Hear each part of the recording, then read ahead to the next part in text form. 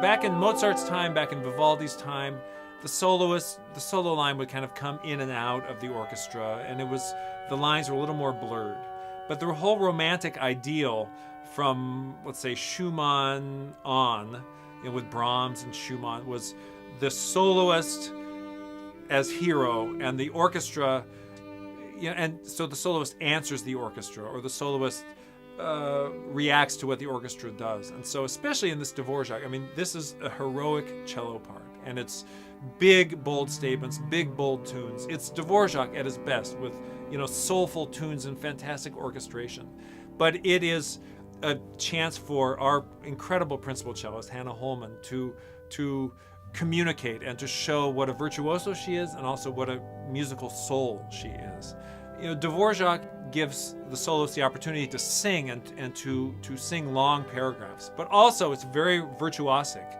Dvorak was, it's about showing off too, as many romantic concertos are. And so to use both the virtuosic and the lyrical, as Dvorak did, really, he kind of has the balance really perfect, I think. And the orchestra plays a huge role as well. I mean, the soloist has obviously a lot to do, but they're incredibly beautiful orchestra colors. There's a beautiful horn trio. The full orchestra has used flute solos, oboe. There's a beautiful duet with the concertmaster in the last movement. It's full of fantastic melodies, hummable melodies, and great drama. And it's really one of the most perfect concertos, maybe along with the Brahms violin concerto. Those two, in my mind, are kind of the perfect concerto in a way. And we have such a wonderful cellist here in Hannah Holman that, I wanted to give her a chance to shine, and to shine in kind of a different role as a soloist, as opposed to being principal cellist, which everyone knows her at. So it's a great opportunity for her, I think, and a great chance to explore one of the gems of the repertoire. Shostakovich is a unique voice in the history of music, and I have always been attracted to these composers who are unique. The Berliozes, the Bruckners, the Mozarts, people whose music is instantly recognizable. And Shostakovich is one of those composers. I mean, what Shostakovich did in this particular symphony, in the Fifth Symphony, is strike the perfect balance. He was composing in the Soviet era, and more specifically, the Stalin era.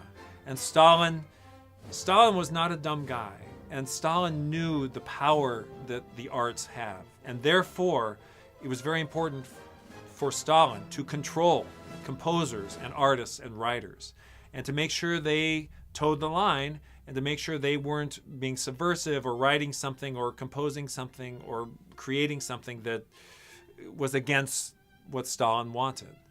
And so Shostakovich creatively grew up in this environment, and so always was looking over his shoulder, always was paranoid, and made some quote-unquote mistakes and was punished for it. And so early in his career, he, as I said, made some of these mistakes. The Fifth Symphony is kind of his rehabilitation symphony, a piece that by all outward appearances is, it fits with what Stalin and his cronies wanted. And so it fit kind of the public persona of the Soviet artist.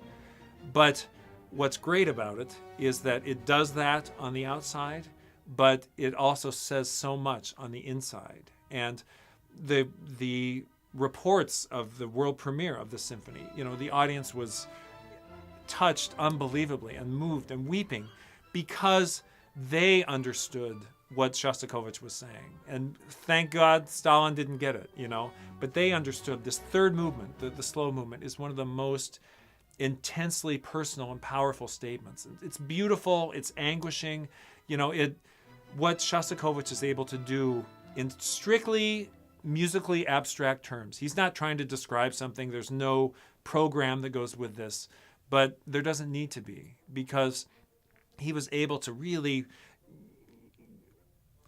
communicate directly to his listeners. And that's what is so powerful about the symphony. By all outward appearances, it's a grand symphony, and it ends big, and it does all the things that a grand symphony, public symphony, is supposed to do. But when you dig deeper and you delve, there's so much to it. And that's why I love the symphony and what we are going to communicate to the audience. And that's why audiences love the symphony too, I think, because whatever level. I mean, look, we don't live in the Soviet Union, and we never did. But there's some just human-to-human level of understanding there that is utterly unique in the symphony and is very, very powerful.